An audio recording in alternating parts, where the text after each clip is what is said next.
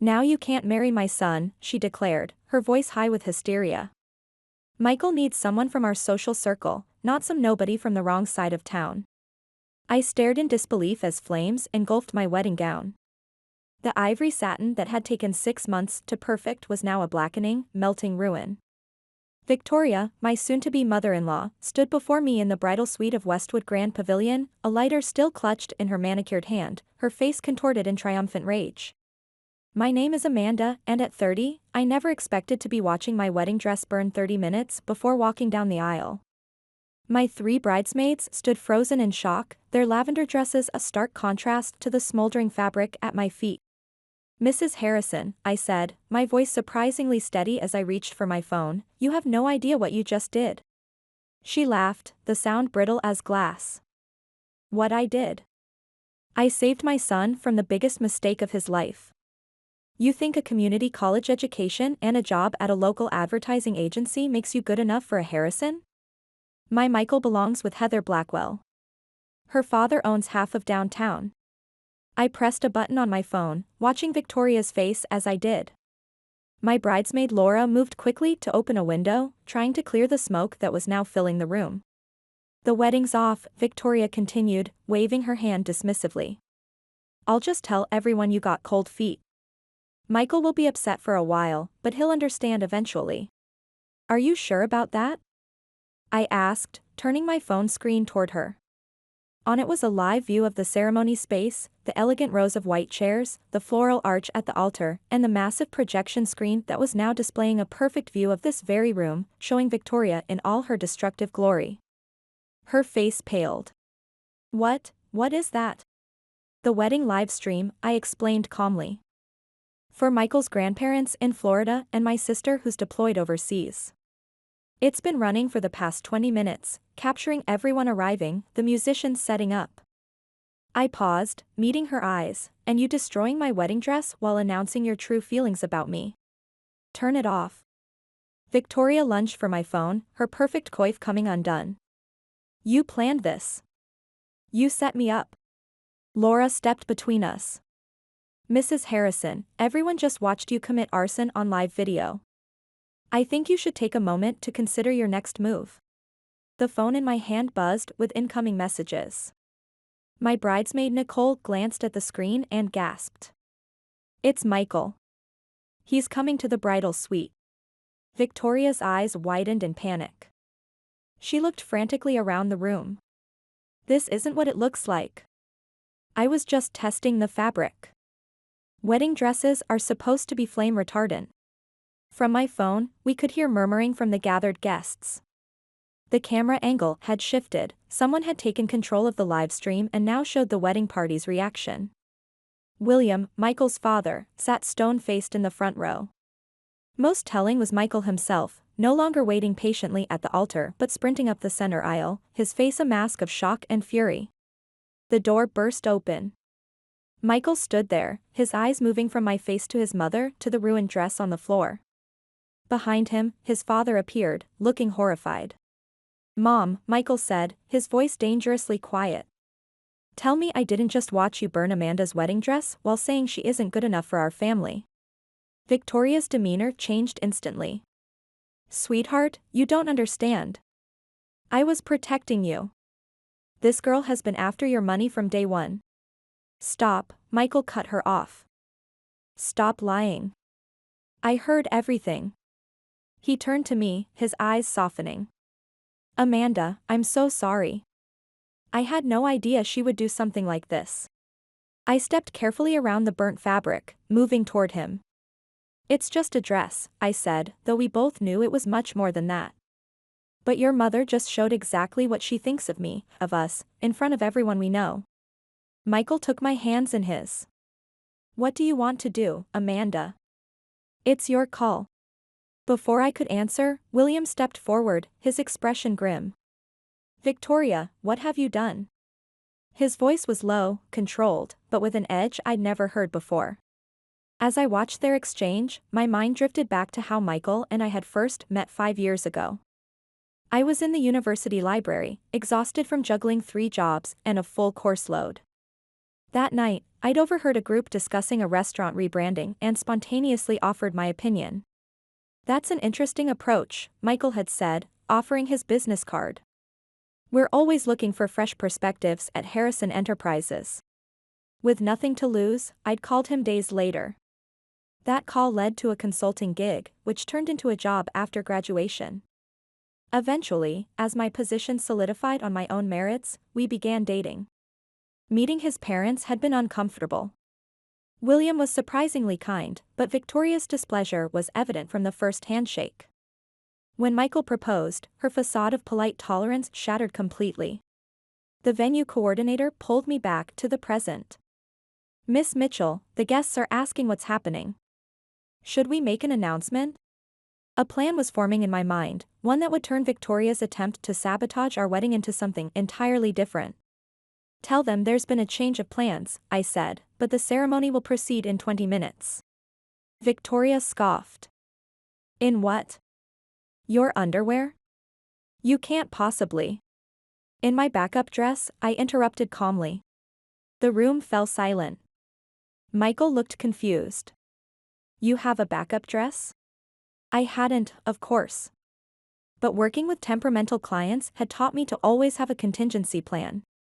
Jennifer, I turned to my bridesmaid, call Eliza about that sample dress from last month's photo shoot. Jennifer's eyes widened in understanding. The ivory sheath with the lace overlay. William stepped forward. I'll have my driver pick it up immediately. As they coordinated, I turned back to Victoria, who stood watching in disbelief as her plan unraveled. You really thought a dress would stop this wedding?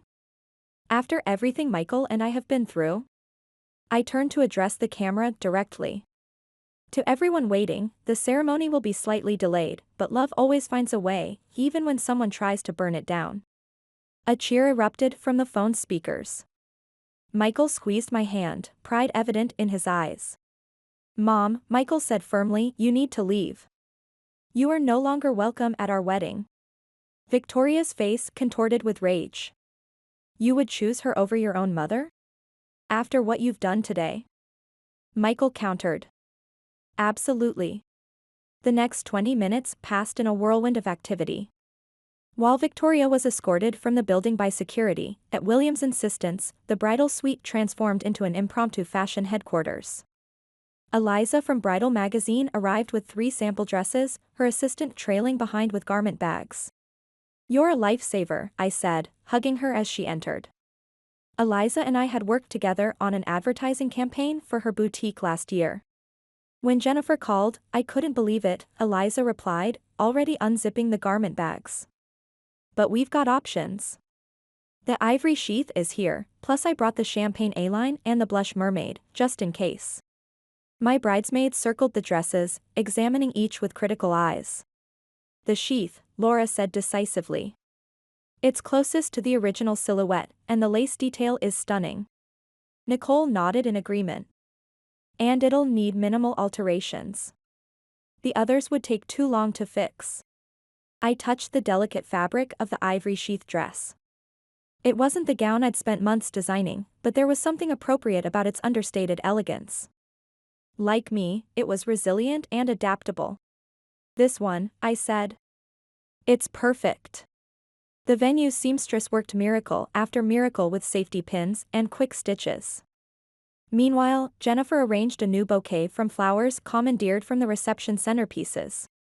Through the live stream, which was now tactfully pointed away from the bridal suite, I could hear Michael addressing the guests. Today didn't start the way any of us expected, he was saying, his voice steady despite everything. But Amanda and I have always believed that it's not the perfect circumstances that make a marriage work, it's how you handle the imperfect ones together. A round of applause followed his words, and I felt a surge of gratitude for the man I was about to marry.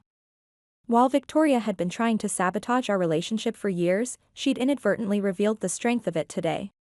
Almost ready, the seamstress murmured, making one final adjustment. Just need to secure this last pin. William knocked gently on the door before entering. His eyes widened when he saw me in the new dress. Amanda, you look beautiful, he said, his voice thick with emotion. I want to apologize for Victoria. Her behavior was inexcusable. You don't need to apologize for her, I replied, meeting his gaze directly. You didn't burn my dress. He nodded gratefully. Michael sent me to tell you that everyone's ready whenever you are. He paused. And I want you to know that I've always thought you were exactly what Michael needed. Someone who challenges him, who didn't grow up with everything handed to them. Victoria never understood that. His words touched me deeply. William had always been polite but reserved. This was the most he'd ever revealed about his feelings regarding my relationship with his son. Thank you, I said simply. That means a lot. I've got a surprise for you, William continued, a slight smile playing at his lips. Your boss from the agency is here. Tom's documenting everything for what he calls the greatest viral wedding marketing campaign this city has ever seen. I laughed. Trust Tom to see a promotional opportunity in disaster. The advertising world had taught me that sometimes the most compelling stories come from overcoming unexpected challenges. The venue coordinator appeared at the door. We're ready when you are, Miss Mitchell. The musicians are prepared, and we've adjusted the lighting to complement your new dress. Wait, I said, an idea forming. The live stream is still running, right?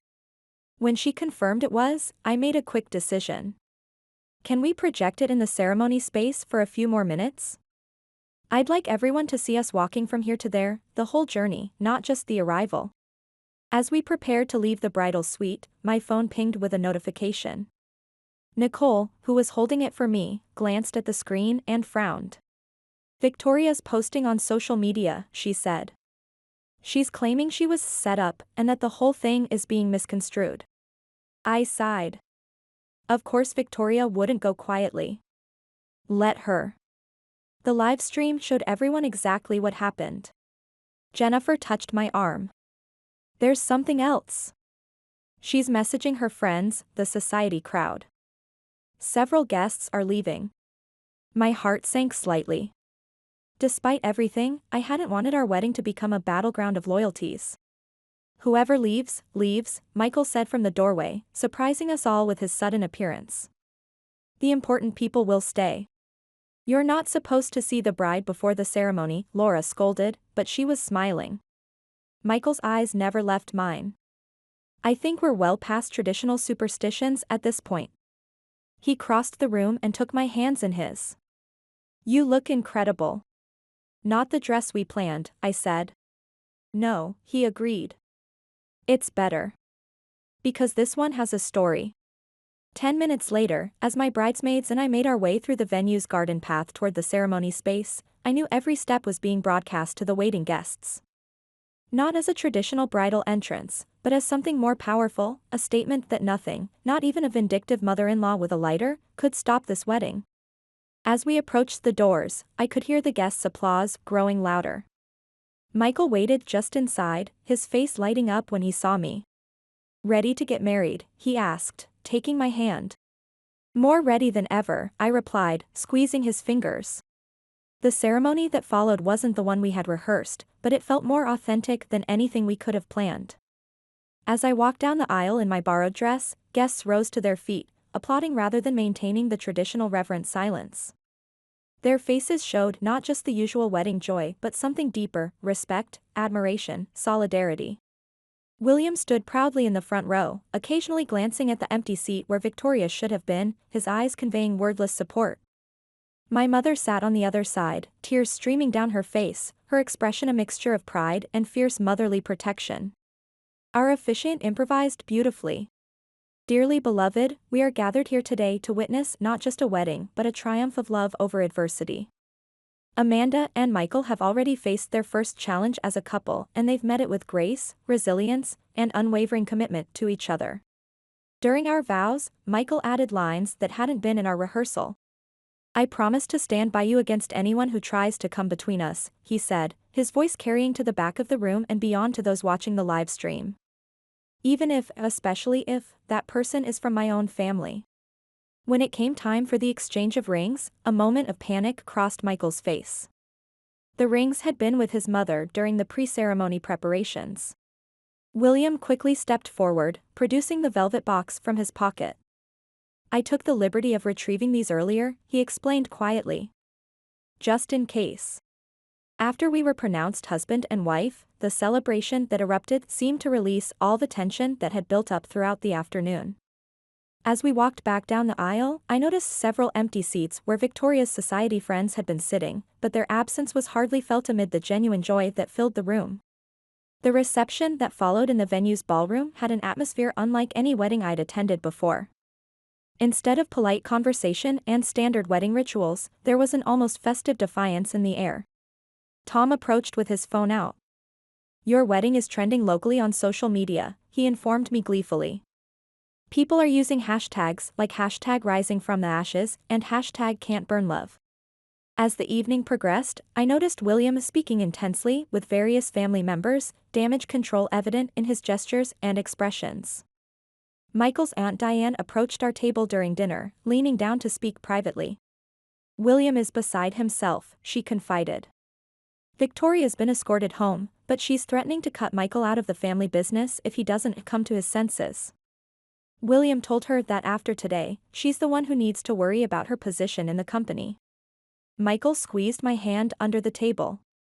"Dad's always been the backbone of the family," he said. "Mom just never realized it because he let her think she was in charge." The wedding photographer approached us cautiously. "Mrs. Harrison," she began, then quickly corrected herself with a smile. "The younger Mrs. Harrison.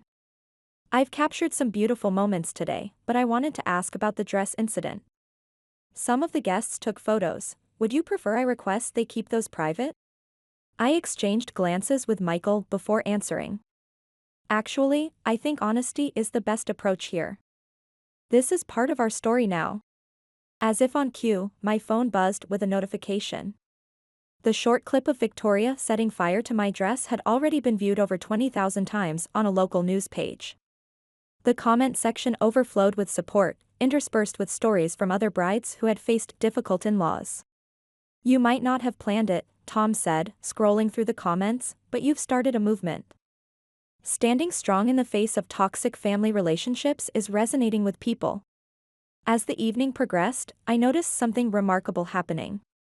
Guests who had been stiff and formal at the beginning, Victoria's side of the family and social circle, were now relaxing, engaging more genuinely with my friends and family.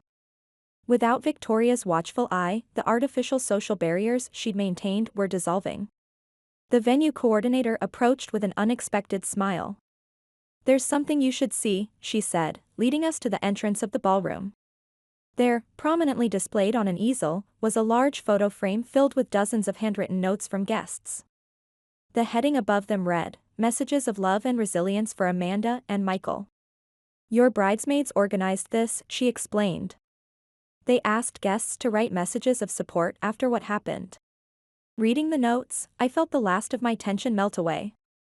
What Victoria had intended as a catastrophe had instead become a powerful affirmation of the community we'd built around us, one based on genuine connections rather than social status. "I think," Michael said softly, his arm around my waist as we surveyed the reception, "this turned out to be exactly the wedding we were meant to have." Looking around at the celebration, more authentic and meaningful than the perfectly choreographed event Victoria had tried to orchestrate, I had to agree. The reception was in full swing when my phone buzzed. Nicole nudged me with concern. "Amanda, you should see this," she said, holding out my phone.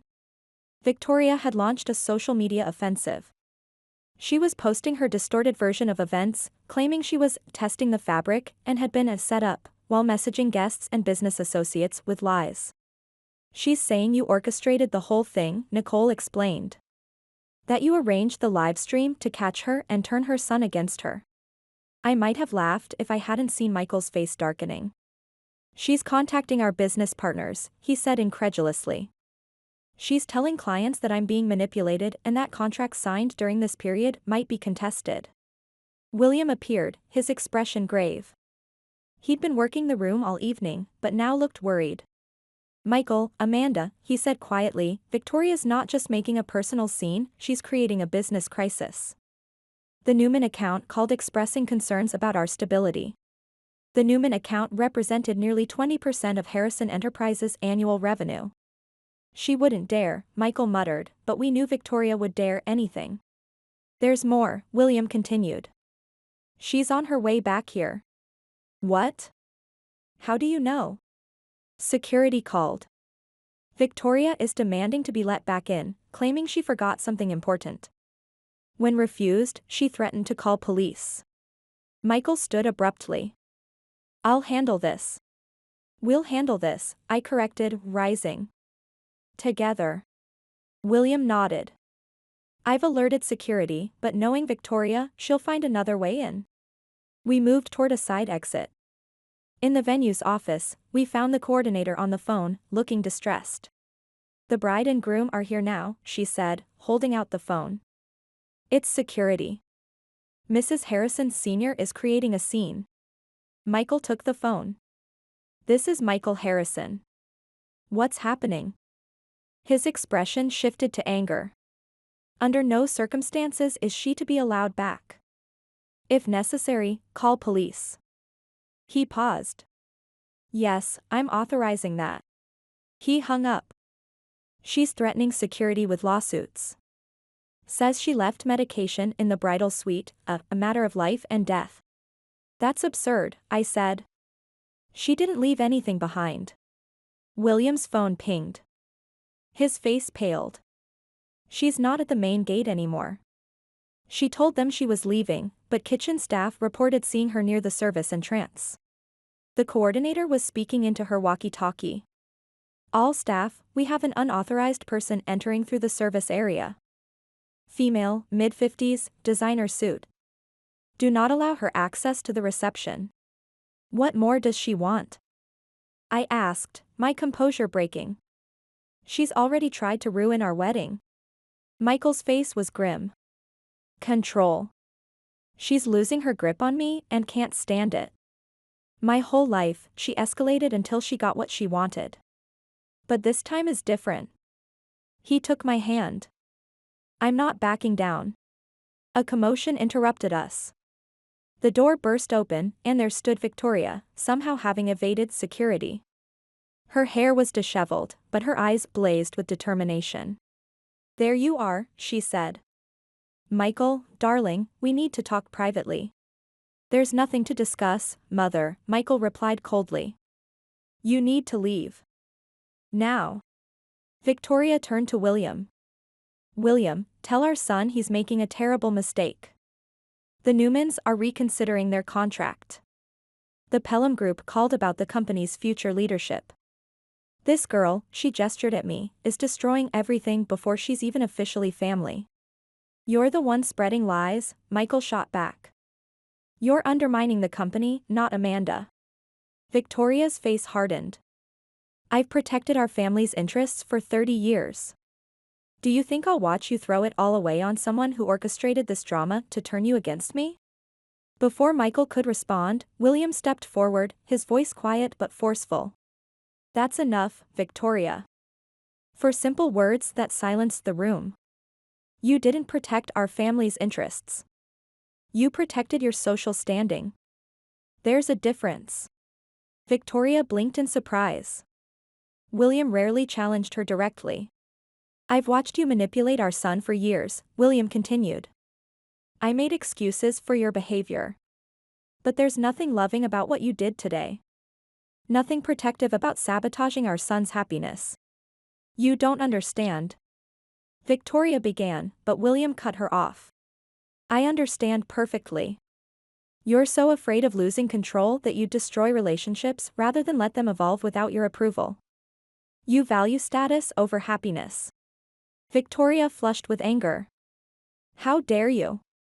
After everything I've done for this family? For the company?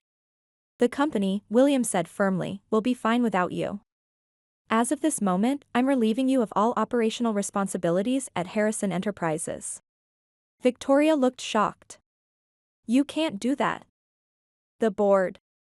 The board reports to me as CEO and majority shareholder, William interrupted. A fact you conveniently forget.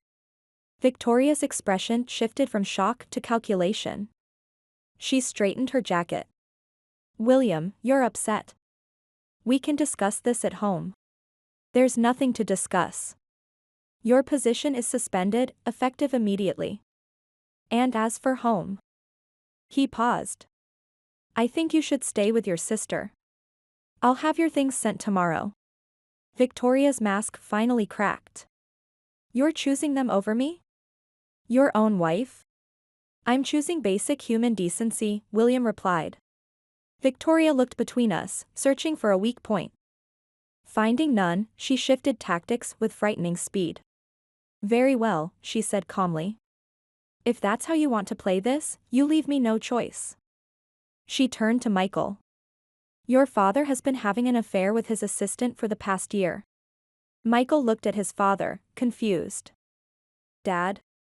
William didn't flinch. That's not true, Victoria. Janet is happily married with 3 children. This is exactly the kind of lie you resort to when cornered. Phone records don't lie, Victoria pressed. Late-night calls, weekend meetings. For the Singapore expansion, William finished. The one that required odd-hours coordination. The same project I invited you to participate in, but you were too busy with charity galas. Victoria faltered, then rallied. You expect us to believe this girl didn't plan to humiliate me? That the live stream just happened to capture that moment? Stop, I said firmly, stepping forward. Mrs. Harrison, I understand you're hurt and feel threatened by my relationship with your son. But fabricating stories won't change facts. I didn't orchestrate anything except my wedding. A wedding designed to elevate your social status, she spat. I shook my head. A wedding to marry the man I love. That's all it ever was. You expect me to believe that? A girl from your background. My background taught me the value of hard work, honesty, and treating people with respect regardless of status. Values I'd hoped to share with your family. Victoria laughed bitterly. Noble sentiments from someone about to access millions. Michael stepped forward. Mother, Amanda signed a prenuptial agreement without hesitation.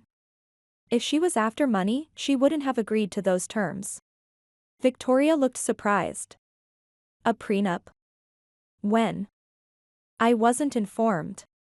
Because it wasn't your business, Michael said simply.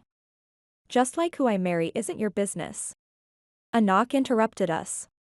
2 security guards stood in the doorway. Mr. Harrison, one addressed William, would you like us to escort this lady from the premises? William nodded. Yes, and ensure she doesn't return. Victoria drew herself up. Don't bother. I'm leaving voluntarily. She turned to Michael. When this falls apart, and it will, don't come crying to me. I won't, Michael replied. Goodbye, Mother. As Victoria was escorted out, we stood in silence, processing what had happened. The venue coordinator broke the tension. The guests haven't noticed anything. I suggest we return to the reception. I exchanged glances with Michael. Let's continue the celebration. William clapped a hand on his son's shoulder. I'm sorry it came to this today. I should have taken a stand years ago. Michael embraced his father. It's not your fault. I'm grateful it happened today. It forced honesty finally. As we prepared to return, Michael pulled me aside. Are you okay? This isn't the wedding day we planned. I thought about it honestly. The day had been a roller coaster of emotions. But strangely, I felt lighter than I had in years.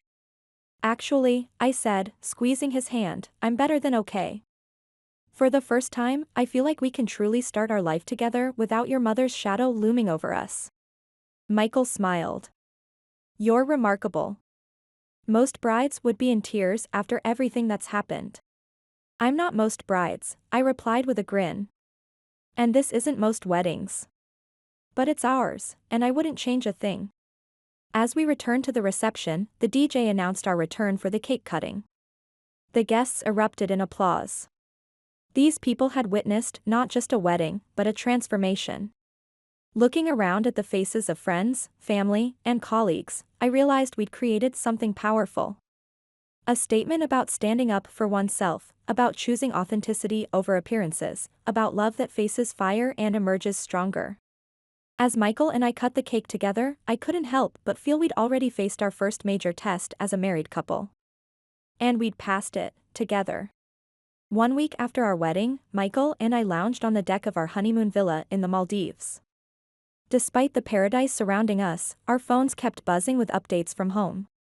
Dad says the board removed Mom from company operations, Michael said, scanning an email. She's refusing the settlement. Not surprising, I replied, sipping my juice. Control has always been her currency. Videos of Victoria setting fire to my dress had gone viral, spawning a hashtag #Can'tBurnLove. My agency estimated 3 million views. Tom says 2 brands want to meet us when we get back, I said. Apparently, wedding dress insurance is now a thing. Michael laughed. Only you could turn my mother's sabotage into a marketing opportunity. It's how I cope, I smiled. Something good should come from all this. I didn't entirely mind the attention. Every supportive message reminded me that standing against toxic behavior was worth celebrating. In a strange way, I was grateful to Victoria. Her dramatic gesture had accidentally created the backdrop for a stronger beginning. Any word from her directly? I asked. Michael shook his head. She's at her sister's place, refusing visitors except her lawyer. I'm sorry, I said, meaning it. Don't be, he replied serenely. For the first time, I don't feel pulled in 2 directions. I can finally breathe. For the next few days, we escaped into our honeymoon bubble, swimming with manta rays, dining under stars, sleeping late. We looked like any other newlywed couple, with no hint of our chaotic wedding day. On our last evening, reality began to seep back in as we packed. What happens when we get back? I asked. Michael looked up thoughtfully. Best case. Mom realizes she overplayed her hand. Worst case? She turns family against us, challenges Dad's leadership. Which is more likely? You've met my mother, he smiled wryly. She's planning her comeback, I said, leaning against his shoulder. People like Victoria don't just accept defeat. No, he agreed, but we're ready this time. No more hoping she'll change. We know exactly who we're dealing with. William met us at the airport, his warm smile a welcome sight. How was paradise, he asked, embracing us. Perfect, Michael replied. How are things here? A shadow crossed William's face. Let's talk in the car. Once inside, William explained the developments. Victoria had begun a whisper campaign, casting herself as the victim of a conspiracy. She's claiming the wedding dress incident was staged, he said. That Amanda provoked her as part of a plan to push her out. I felt a flash of anger. Who would believe that? You'd be surprised, William replied grimly. Victoria has cultivated loyalty over the years. Have we lost clients? Michael asked. Actually, that's the silver lining. The Newman account is still with us, their CEO was impressed by how we handled everything. So her threats were empty, I said. Business-wise, yes, William agreed. But she's making personal trouble. He handed Michael an envelope. Legal papers. She's contesting our prenuptial agreement, seeking half of everything, including controlling interest in the company. Michael sighed. I'm sorry, Dad. William shook his head. This has been coming. Your wedding just accelerated the inevitable. The next morning, I opened my laptop to find my inbox flooded with media requests and messages from women sharing their own in-law horror stories. Michael, look at this, I called. He peered over my shoulder. You've become a folk hero. All I did was refuse to let your mother ruin our wedding. Which resonates with people, he pointed out. What will you do? I thought about it. The attention felt overwhelming, but there was something powerful about how my experience had connected with others. Maybe there was an opportunity here, for anyone who'd ever been undermined by family who should have supported them. I'll talk to Tom, I decided. Maybe we can channel this into something positive. My colleagues greeted me with applause on my first day back.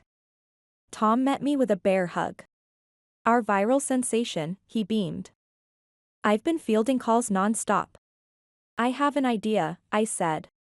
By day's end, we'd sketched a campaign focused on resilience. The centerpiece would be mini documentaries featuring people who'd overcome personal challenges. 3 potential clients are already interested, Tom announced. As I headed home, I felt renewed purpose. Victoria had tried to define me as an interloper unworthy of her family. Instead, she'd inadvertently given me a platform and voice reaching far beyond anything I'd imagined. Michael waited with takeout and wine. To your first day back, he toasted. And to new beginnings, I added. He smiled. Dad called. He's restructuring the company. I'm becoming Chief Creative Officer, with a path to CEO. That's amazing. There's more, he continued. He's creating a new position, Head of Special Projects. He wants you. I nearly choked. Me? Work at Harrison Enterprises? Only if you want, Michael added quickly. Dad was impressed by how you handled everything at the wedding. He says you have the crisis management skills the company needs. Working alongside Michael and William would mean entering the world Victoria had tried to keep me out of. It would mean potentially facing her opposition again.